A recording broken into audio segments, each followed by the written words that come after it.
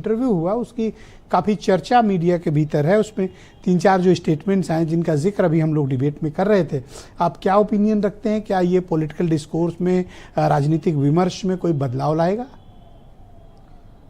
बिल्कुल, देखिए इतिहास ने एक पिच तैयार कर दी है 2027 के चुनाव के लिए, और इस पिच में मुसलमान साफ तौर पर है, और ये लड़ाई साफ हिंदू और मुसलमान के बीच एक जो बहस चल रही है, विवाद चल रहा है, वो आप देखिए आज आगरा में करणी सेना ने जो किया वो देखने को मिल रहा है। तो साफ है कि इतिहास और महापुरुष ये दोनों भावनात्मक विषय हैं, और जहां हमारे गौरव पर कोई उंगली उठेगी या कोई भावनाएं आहत होंगी तो स्वाभाविक है कि वहां पर विरोध होगा। और मुगल कालीन इतिहास में क्षत्रिय राजाओं का बहुत बड़ा नाम रहा है। उनके दम पर बड़ी लड़ाइयाँ लड़ी गई हैं।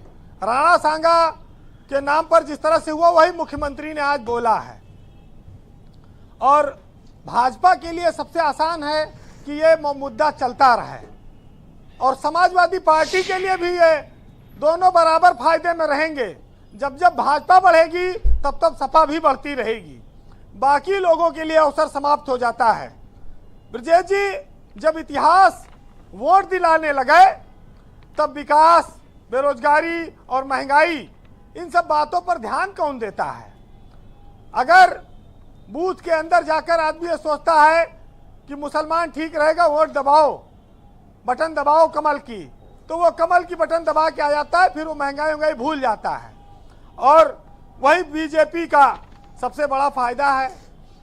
कितने नेता हैं जो इतिहास न पढ़े हैं न जानते हैं, लेकिन आज वो बोल रहे हैं इतिहास पर। स्कूल में भी नहीं पढ़े, हाई स्कूल में भले पढ़े हों, हाई स्कूल तक, और सारा खेल, सारा भार मुसलमान पर टिक गया है सरकार बनाने का। असली लड़ाई वहीं पर है। जब तक ये मुद्दे चलेंगे ऐसे ही माहौल चलेगा और दूसरे विषयों पर बहस नहीं हो पाएगी। लेकिन सबसे बड़ी बात ब्रजेश जी तब आती है कि क्या इतिहास अपनी सुविधा के अनुसार है जी, कि जो हमारे पक्ष में लिखा गया वो इतिहास सही है और जो दूसरे के पक्ष में है वो इतिहास गलत है। इस पर भी बहुत सारे मिथक, किस्से हमेशा प्रचलित रहे हैं, और वो भी इतिहास का हिस्सा रहे हैं।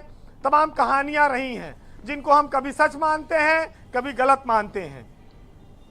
लेकिन एक बात जरूर कहूंगा कि जो मध्यकालीन इतिहास है उसको लेकर बहुत सारी भ्रांतियां फैली हुई हैं, और अलग अलग समय में अलग अलग लोगों ने उसको अलग अलग तरह से लिखा है। और जहां पर राजाओं को, योद्धाओं को, कायरों को अलग अलग ढंग से प्रस्तुत किया गया है।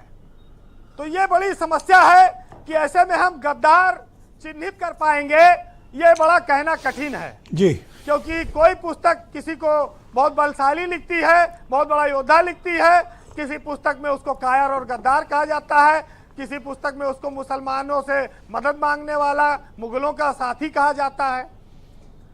समस्या यही नहीं है। समस्या यह है कि अगर ये बातें हमारी स्मृतियों में, हमारे दिमाग में बैठ जाएंगी तो इसका राजनीति में भरपूर इस्तेमाल होगा, और वो लोग चाहते हैं कि ये स्मृतियां मानस पटल पर लिखी रहे, बहस होती रहे, चलती रहे, और ये धार्मिक आधार पर गोलबंदी का कारण बने और इसका फायदा लिया जाए। बाबर जब आया तो पहली लड़ाई उसकी इब्राहिम लोदी से हुई, जैसा लोग बताते हैं, और इब्राहिम लोदी भी मुसलमान था, बाबर भी मुसलमान था। अब इतिहास की जो व्याख्याएं हैं वो हम पर, आप पर निर्भर करती हैं कि कौन सी व्याख्या हमें पसंद है।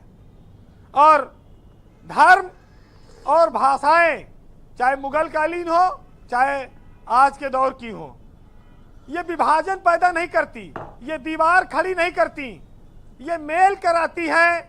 धर्म और भाषाएं ये पुल का काम करती हैं, अगर आप इसको पॉजिटिव दृष्टिकोण में देखें। लेकिन ये जो सारा राजपूत और मुगलई शासन का जो मध्यकाल में खेल सामने दिखाया जाता है तस्वीरों में जी, ये सब मध्यकाल की देन है। अलग अलग लोगों ने, इतिहासकारों ने अपने अपने हिसाब से लिख दिया।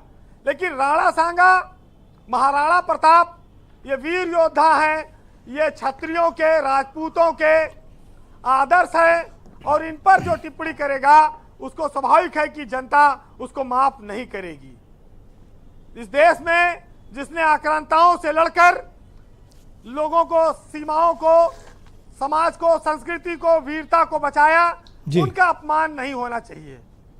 फिलहाल एक बहुत अच्छा प्रसंग कुमार विश्वास ने लिखा जब ये विवाद शुरू हुआ राणा सांगा पर, सुनिएगा आप उसको, कि जुगनू की कुछ औलादों ने सूरज पर प्रश्न उठाए हैं और शेरों की मांदों के आगे कुछ ग्राम सिंह चिल्लाए हैं।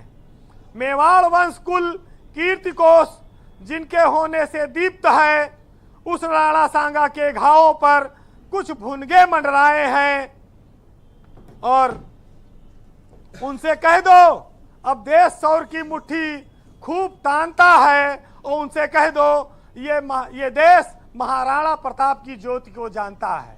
बहुत शुक्रिया वीरेंद्र जी। जिस भाव से आपने पढ़ा ना, ये कुमार विश्वास भी इस भाव से नहीं पढ़ सकते जिस भाव से उसको वीरेंद्र जी ने, ये इनकी खूबी है, इनकी क्वालिटी है और इनका अपना प्रस्तुतिकरण का तरीका है। और वीरेंद्र जी का इस मामले में एक बहुत बड़ा फैन बेस है जो इनकी इस बात को, अब कुमार विश्वास खुद सुने तो हैरान रह जाएंगे कि हमने कब कहा, हम तो इस तरह नहीं बोल पाए। बहुत शुक्रिया वीरेंद्र जी। तो इस परिचर्चा का बहनों भाइयों दूसरा चरण प्रारंभ करते हैं। दूसरे चरण